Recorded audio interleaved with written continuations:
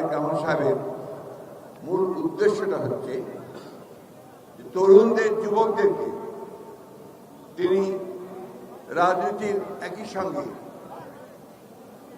যে ক্রীড়াঙ্গনে তাদের যে পরিচালনা থাকা উচিত এবং এর সার্বিক যে সংগঠন, আয়োজন এবং খেলাধুলার যে বিষয়টা সেটাতে জড়িত হওয়া উচিত, এটাই ছিল তার মূল লক্ষ্য।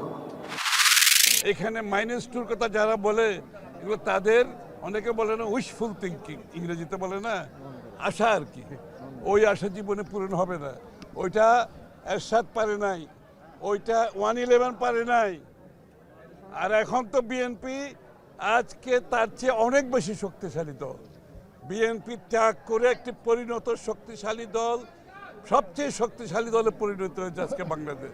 সুতরাং ওই সমস্ত মন গড়া কথা বলার, ওগুলোর উত্তর দেওয়ার আমি কোনো প্রয়োজনীয়তা মনে করি।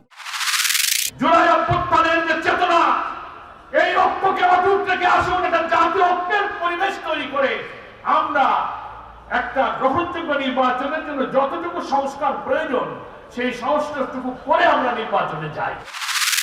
ঐক্যবদ্ধভাবে হাতে হাত রেখে কাঁধে কাঁধ মিলিয়ে লড়াই করে স্বৈরাচারী খুনি হাসিনাকে দেশ ছাড়া করেছি। বাংলাদেশকে নিয়ে যে শব্দগুলো দেখি সেই শব্দগুলো একটি ঘোষণাপত্রে লিখিত আকারে থাকা প্রয়োজন। ফুটপাতে দোকানদারি করে যে ভাইরা হোটেল চালায়, ব্যবসা বাণিজ্য করে, তাদের সাথে কথা বলেছি। আমরা তাদেরকে বলেছি তারা ঘোষণাপত্রে কি দেখতে চায়। তারা সবার আগে বলেছে তারা ওই খুনি হাসিনার ফাঁসি দেখতে চায়।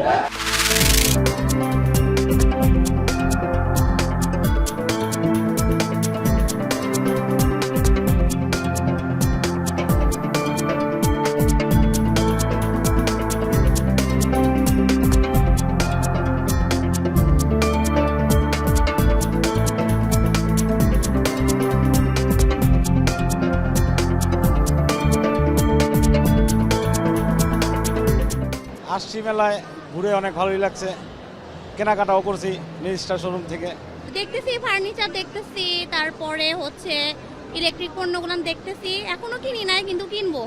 আমাদের ওয়ালটন প্লাজায় এখানে বাণিজ্য মেলায় 2025 সালে সম্মানিত গ্রাহকদের জন্য নতুন নতুন ভেরিয়েশনের যে পণ্যগুলো আসছে সেই পণ্যগুলোই প্রদর্শনীর ব্যবস্থা করা হয়েছে। সাডেনলি আমাদেরও প্ল্যান ছিল, আমরা টিভিটা কিনে ফেলছি, তো লাকিলি আমরা স্ক্র্যাচ কার্ড করে আমরা লটারিটাও পেয়েছি।